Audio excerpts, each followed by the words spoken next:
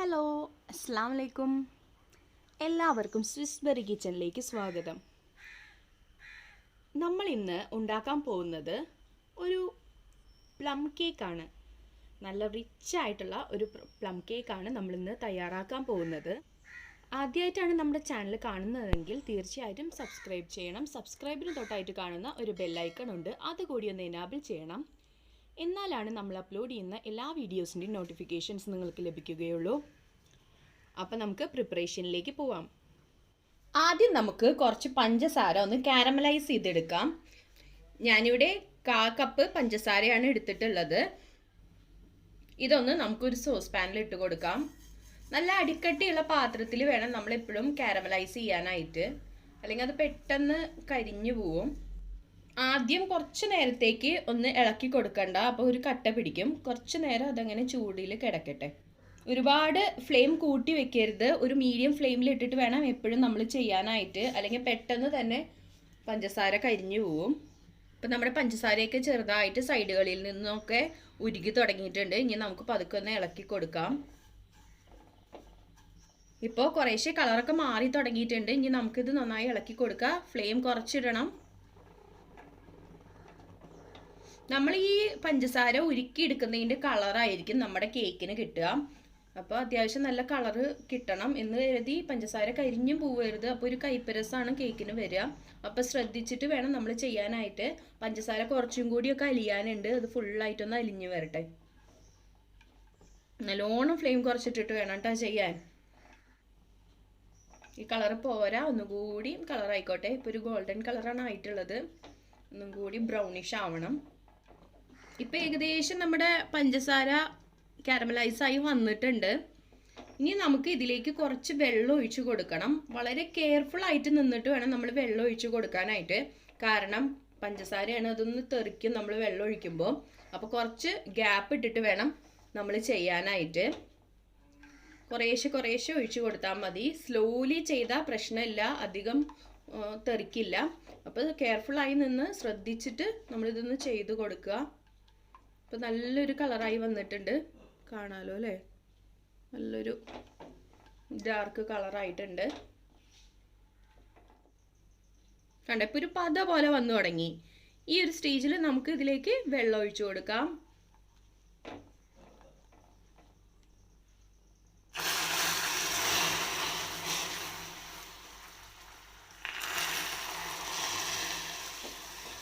ഏകദേശം 1 കപ്പോളം വെള്ളം ഞാനിവിടെ ഒഴിച്ചു കൊടുത്തിട്ടുണ്ട്. ഇനി ഇതൊന്ന് ശരിക്കും മിക്സായി വറ്റി വരണം. ഒരു 1/2 കപ്പ് പാകത്തിലായി വരുന്നത് വരെ നമുക്കതൊന്ന് മിക്സാക്കി കൊടുക്കാം. ഇനി വേണമെങ്കിൽ തീയൊന്ന് ജസ്റ്റ് മീഡിയം ഫ്ലെയിമിൽ ഇട്ട് കൊടുക്കാം കേട്ടോ. ഇപ്പം നമ്മുടെ പഞ്ചസാരയൊക്കെ വറ്റി ശരിക്കും 1/2 ഗ്ലാസ്സായി മാറിയിട്ടുണ്ട്. ഇനി നമുക്ക് ഫ്ലെയിം ഓഫ് ചെയ്യാം. ഇതൊന്ന് ചൂടാറിക്കോട്ടെ. നമുക്ക് അടുത്ത പ്രോസസ്സിലേക്ക് പോവാം. നമ്മുടെ കേക്കിന് വേണ്ടിയിട്ട് നമ്മുടെ കേക്കിൻ്റെ ടിന്ന്, അതായത് കേക്ക് മോൾഡ്, നമുക്കൊന്ന് ഗ്രീസ് ചെയ്തെടുക്കാം. അതിനായിട്ട് ഞാൻ കുറച്ച് ഓയിൽ ഒഴിച്ചിട്ട് നമ്മുടെ മോൾഡിൽ ഒരു ബ്രഷ് കൊണ്ട് തേച്ച് പിടിപ്പിക്കുകയാണ്. ഇനി ഇതിലേക്ക് നമുക്കൊരു ബട്ടർ പേപ്പർ ഇട്ട് കൊടുക്കാം. അതിലും കുറച്ച് ഓയിൽ ഗ്രീസ് ചെയ്ത് കൊടുത്തിട്ടുണ്ട്. ഇതിൻ്റെ സൈഡ്സിലും ഞാൻ ബട്ടർ പേപ്പർ വെച്ച് കൊടുക്കുന്നുണ്ട്.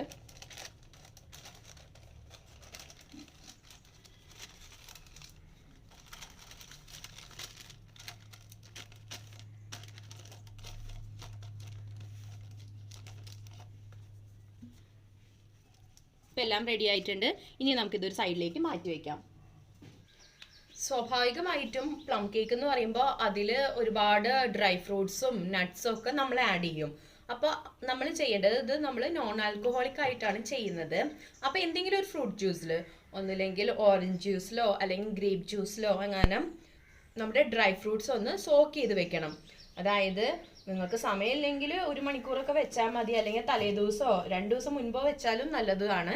അപ്പോൾ ഞാനിവിടെ കുറച്ച് ഓറഞ്ച് ജ്യൂസിൽ സോക്ക് ചെയ്ത് വെച്ച ഡ്രൈ ഫ്രൂട്ട്സ് ഉണ്ട്. അത് ഒരു അരിപ്പയിലൂടെ അരിച്ചെടുക്കുകയാണ്. നമ്മൾ സോക്ക് ചെയ്ത് വെച്ച ആ ജ്യൂസ് ഉണ്ടാവുമല്ലോ, അപ്പോൾ അത് ഒന്ന് നമുക്ക് ആദ്യം അരിച്ചെടുക്കണം. നമ്മൾ അരിച്ചെടുക്കാതെയും ചിലർ ചെയ്യാറുണ്ട്. പക്ഷെ അരിച്ചെടുത്തില്ലെങ്കിലുള്ള കുഴപ്പമെന്ന് പറഞ്ഞാൽ നമ്മുടെ ഈ ഡ്രൈ ഫ്രൂട്ട്സും ഒക്കെ നമ്മുടെ കേക്കിൻ്റെ ഏറ്റവും അടിവശത്ത് പോയി കിടക്കും. അപ്പോൾ മുകളിലൊന്നും ബാക്കിയുള്ള പീസസിലൊന്നും നമുക്കിത് കിട്ടില്ല. അപ്പം അതൊരു ബുദ്ധിമുട്ടല്ലേ. കേക്കിൻ്റെ എല്ലാ സൈഡിലും എത്താൻ വേണ്ടിയിട്ടാണ് നമ്മളിത് നല്ലപോലെ ഒന്ന് അരിച്ചെടുക്കുന്നത്. ആദ്യം നമുക്ക് നമ്മുടെ ഡ്രൈ ഇൻഗ്രീഡിയൻസ് ഒന്ന് മിക്സ് ആക്കി എടുക്കണം. അതിനായിട്ട് ഞാനിവിടെ ഉപയോഗിക്കുന്നത് 120 ഗ്രാം മൈദ, അതായത് അരക്കപ്പ് മൈദയാണ്. അരക്കപ്പ് മൈദ ഇട്ട് കൊടുക്കാം. ഇതിലേക്ക് ഒരു പിഞ്ച് ഉപ്പിട്ട് കൊടുക്കുന്നുണ്ട്, 1 teaspoon baking powder, 1/4 teaspoon baking soda. ഇനി നമുക്ക് ഇതൊന്ന് മിക്സ് ആക്കി എടുക്കാം. ഒരു 2-3 പ്രാവശ്യം അരിച്ചെടുത്താൽ അത്രയും നല്ലതാണ്. അരിച്ചെടുക്കുന്നില്ലെങ്കിൽ നന്നായി ഒന്ന് ഇളക്കി എടുത്താലും മതി. ഒരു വിസ്ക് കൊണ്ടോ അല്ലെങ്കിൽ സ്പൂൺ കൊണ്ടോ അങ്ങനെ അരിച്ചെടുക്കുകയാണ് കുറച്ചുകൂടി ബെറ്റർ. അപ്പം നമ്മുടെ ഡ്രൈ ഇൻഗ്രീഡിയൻസ് ഒക്കെ ഇവിടെ റെഡി ആയിട്ടുണ്ട്. ഇനി നമുക്ക് ഇതിലേക്ക് വേണ്ടത് 2 മുട്ടയാണ്. അപ്പോൾ അതിൻ്റെ എഗ് വൈറ്റും യെല്ലോയും നമ്മൾ സെപ്പറേറ്റ് ചെയ്യണം. അതിനായിട്ട് ഞാനിവിടെ 2 ബൗൾ എടുത്ത് വെച്ചിട്ടുണ്ട്. ഇനി നമുക്ക് സെപ്പറേറ്റ് ചെയ്യാം.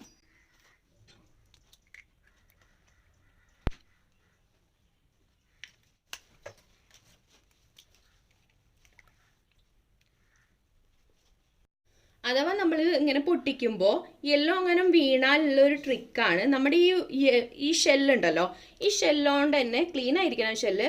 പതുക്കെ ഇങ്ങനെ കോരിയെടുത്താൽ പെട്ടെന്ന് കിട്ടും. അതുപോലെ തന്നെ മുട്ടത്തൊണ്ട് അങ്ങനെ നമ്മൾ പൊട്ടിക്കുമ്പോൾ വീഴുകയാണെങ്കിലും ഇതേപോലെ തന്നെ നമ്മൾ ഷെല്ലുകൊണ്ട് പെട്ടെന്ന് എടുക്കുകയാണെങ്കിൽ അത് പെട്ടെന്ന് തന്നെ കിട്ടും. നമ്മൾ കൈ കൊണ്ടൊക്കെ എടുക്കാൻ ശ്രമിക്കുകയാണെങ്കിൽ അത് വരില്ല, ഒരുപാട് നമ്മൾ ബുദ്ധിമുട്ടണം. അപ്പം ഇങ്ങനെ ചെയ്യുകയാണെങ്കിൽ അത് പെട്ടെന്ന് കിട്ടും. അതൊരു ട്രിക്കാണ്. ഇനി നമുക്ക് ഈ എഗ് വൈറ്റ്സ് ഒന്ന് ബീറ്റ് ചെയ്തെടുക്കാം.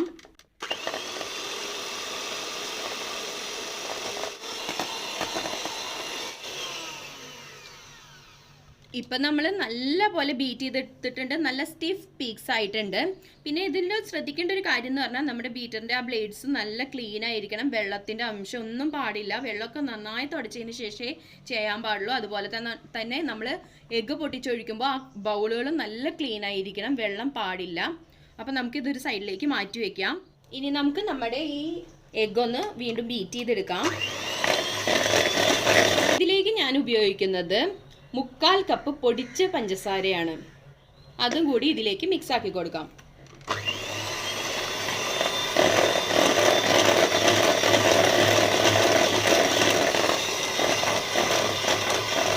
ഇനി നമുക്ക് ഇതിലേക്ക് ഒരു ടീസ്പൂൺ വാനില എസൻസ് ആഡ് ചെയ്ത് കൊടുക്കാം.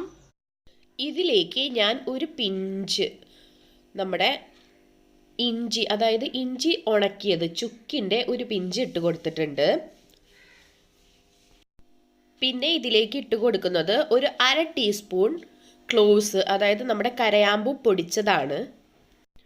പിന്നെ നമുക്ക് ഇതിലേക്ക് സിന്നമൺ, അതായത് നമ്മുടെ പട്ട പൊടിച്ചത് ചേർത്ത് കൊടുക്കാം. അതും ഒരു പിഞ്ചിട്ടാൽ മതി. ഓരോ പിഞ്ച് വീതം നമുക്ക് കുറച്ച് ജാതിക്ക പൊടിച്ചതും അതുപോലെ തന്നെ ഏലക്ക പൊടിച്ചതും കൂടി ചേർത്ത് കൊടുക്കാം. ഇതൊന്ന് നമുക്ക് മിക്സ് ആക്കി കൊടുക്കാം. ഇനി നമുക്ക് ഇതിലേക്ക് ഒരു 100 ml ഓയിൽ ഒഴിച്ചു കൊടുക്കണം. നമ്മൾ നേരത്തെ ഇട്ട മസാലക്കൂട്ടൊക്കെ നമുക്ക് വേണമെങ്കിൽ നമ്മുടെ ഡ്രൈ ഇൻഗ്രീഡിയൻസിലും ആഡ് ചെയ്യാം, ഇങ്ങനെയും ചെയ്യാം. അതുപോലെ തന്നെ ഞാൻ ഇതിലേക്ക് ഒരു നാരങ്ങയുടെ തൊണ്ട് അതിൻ്റെ വെള്ള വരാതെ ഗ്രേറ്റ് ചെയ്തിട്ടിട്ടുണ്ട്. ഓയിലൊക്കെ മിക്സ് ആയിട്ട് ഇതിലേക്ക് ഒരു 1/4 കപ്പ് പാല് കൂടി ഞാൻ ഒഴിച്ചു കൊടുക്കുകയാണ്. റൂം ടെമ്പറേച്ചറിലുള്ള പാല് തന്നെ ആയിരിക്കണം. ഓയിൽ ഏതെങ്കിലും വെജിറ്റബിൾ ഓയിൽ നിങ്ങൾക്ക് ഇഷ്ടമുള്ളത് ഏതാണെന്ന് വെച്ചാൽ അത് നമുക്ക് ആഡ് ചെയ്ത് കൊടുക്കാവുന്നതാണ്. എല്ലാം ഒന്ന് മിക്സ് ആയിട്ടുണ്ട്. നമ്മൾ നേരത്തെ റെഡിയാക്കി വെച്ചിട്ടുള്ള കാരമൽ സിറപ്പ് നമുക്ക് ഇതിലേക്ക് ഒഴിച്ചു കൊടുക്കാം. ഒരു 1/4 ടീസ്പൂൺ ഓറഞ്ച് പീലും ഞാൻ ഇതിലേക്ക് മിക്സ് ആക്കി കൊടുത്തിട്ടുണ്ട്. ഇതൊന്ന് മിക്സ് ആക്കി കൊടുക്കാം. കണ്ടോ, ഇപ്പോൾ നല്ലൊരു കളറായി വന്നിട്ടുണ്ട്. ഇനി നമുക്ക് ഇതിലേക്ക് നമ്മൾ നേരത്തെ റെഡിയാക്കി വെച്ചിട്ടുള്ള ഡ്രൈ ഇൻഗ്രീഡിയൻസ് ആഡ് ചെയ്ത് കൊടുക്കാം. ഞാനിപ്പോൾ ബീറ്റർ കൊണ്ട് തന്നെയാണ് ഒന്ന് ഇളക്കി കൊടുക്കുന്നത്. ഒരു തവി വെച്ചിട്ടോ അല്ലെങ്കിൽ വിസ്ക് കൊണ്ടോ അങ്ങനെ ഇളക്കി കൊടുത്താലും മതി. ഒരു എളുപ്പത്തിന് വേണ്ടിയിട്ടാണ് ഞാൻ ഇങ്ങനെ ചെയ്യുന്നത്. ബാച്ചസ് ആയിട്ട് വേണം നമ്മൾ ഇട്ട് കൊടുക്കാൻ. മുഴുവനായിട്ട് ഇട്ട് കൊടുക്കരുത്, കുറേശ്ശെ ആയിട്ട് ഇളക്കി കൊടുക്കാം.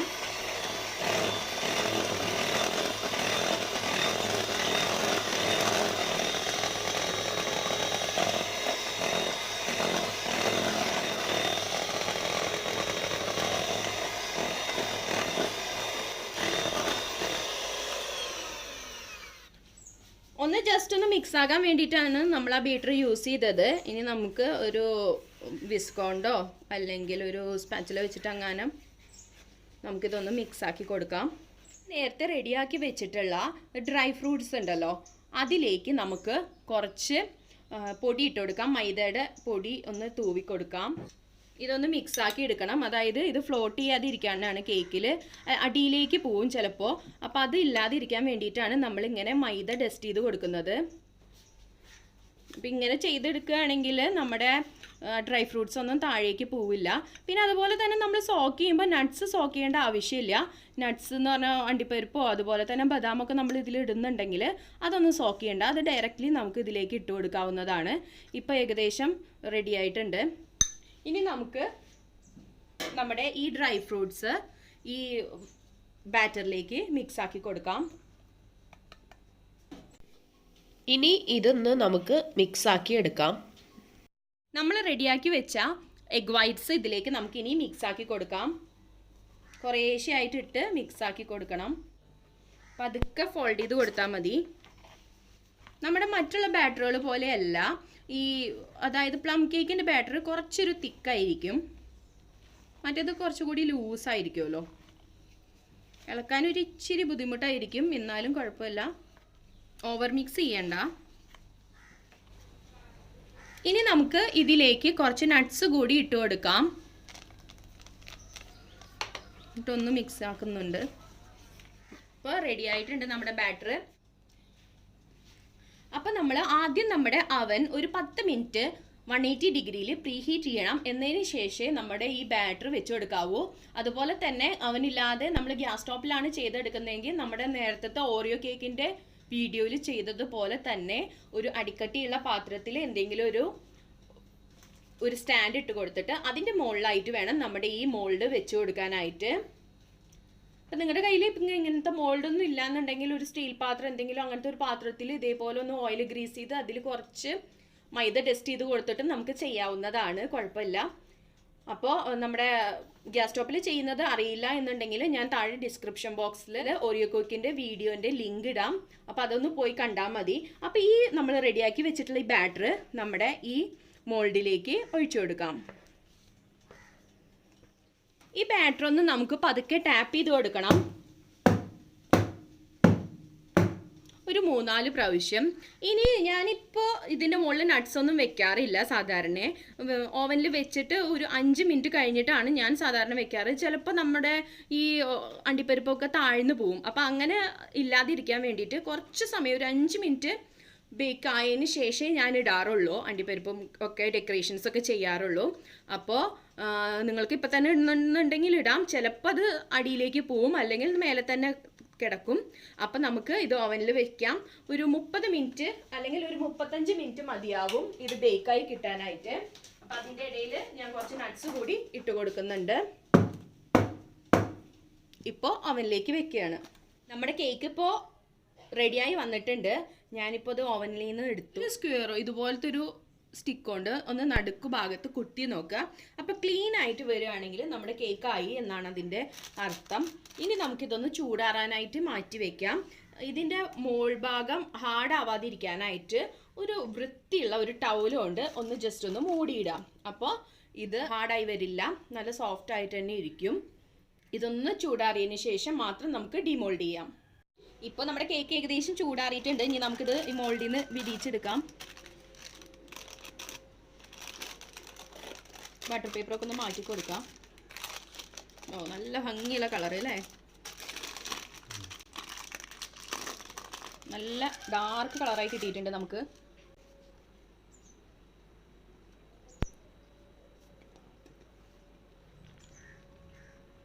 വാവ്, സൂപ്പർ. ഇത് നമുക്ക് കട്ട് ചെയ്തെടുക്കാം.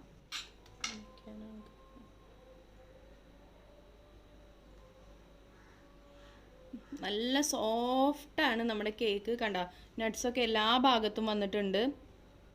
അപ്പം നമ്മുടെ സൂപ്പർ ടേസ്റ്റിയും അതുപോലെ തന്നെ നല്ല മോയിസ്റ്റും ആയിട്ടുള്ള പ്ലം കേക്ക് ഇവിടെ റെഡി ആയിട്ടുണ്ട്. കളറൊക്കെ കാണുന്നുണ്ടല്ലോ അല്ലേ, നല്ല ഡാർക്കായിട്ട് തന്നെ നമുക്ക് കിട്ടിയിട്ടുണ്ട്. കണ്ട, നല്ല റിച്ച് ആയിട്ടുള്ള കേക്കുമാണ്, നല്ല സോഫ്റ്റാണ്. കണ്ടോ, പഞ്ഞി പോലെ ഇരിക്കുന്ന കേക്കാണ്. കഴിക്കാനും അതുപോലെ തന്നെ നല്ല സ്വാദിഷ്ടമാണ്. ബേക്കിംഗ് ടൈം ഏകദേശം നമുക്ക് വന്നിട്ടുള്ളത് ഒരു 30 മുതൽ 40 മിനിറ്റ് വരെയാണ് വരിക. പിന്നെ നമ്മൾ കേക്ക് ബേക്കിംഗ് ടൈം കൂടാനും കുറയാനും ഒക്കെ സാധ്യതയുണ്ട് നമ്മൾ എടുക്കുന്ന ട്രേക്ക് അനുസരിച്ച്. നമ്മളൊരു 7 ഇഞ്ച് എടുക്കുമ്പോൾ ഒരു 30 മിനിറ്റ് വരുമെങ്കിൽ ഒരു 8 ഇഞ്ച് എടുക്കുമ്പോൾ ചിലപ്പോൾ അതൊരു 25 മിനിറ്റേ വരുള്ളൂ. അപ്പോൾ അതിനനുസരിച്ച് വ്യത്യാസം വരും. അപ്പോൾ ആദ്യമായിട്ട് നമ്മുടെ ചാനൽ കാണുന്നവർ സബ്സ്ക്രൈബ് ചെയ്യാൻ മറക്കരുത്. സബ്സ്ക്രൈബിന് തൊട്ടായിട്ട് ഒരു ബെല്ലൈക്കൺ കൂടിയുണ്ട്, അതുകൂടി ഒന്ന് എനാബിൾ ചെയ്യണം. എന്നാലാണ് നമ്മൾ അപ്ലോഡ് ചെയ്യുന്ന വീഡിയോസിൻ്റെ എല്ലാം നോട്ടിഫിക്കേഷൻസ് നിങ്ങൾക്ക് ലഭിക്കുകയുള്ളൂ. അപ്പോൾ അടുത്തൊരു നല്ല റെസിപ്പി ആയിട്ട് വരുന്നത് വരെ ബായ്. അസ്സലാമു അലൈക്കും ഫ്രം സ്വിസ്ബെറി.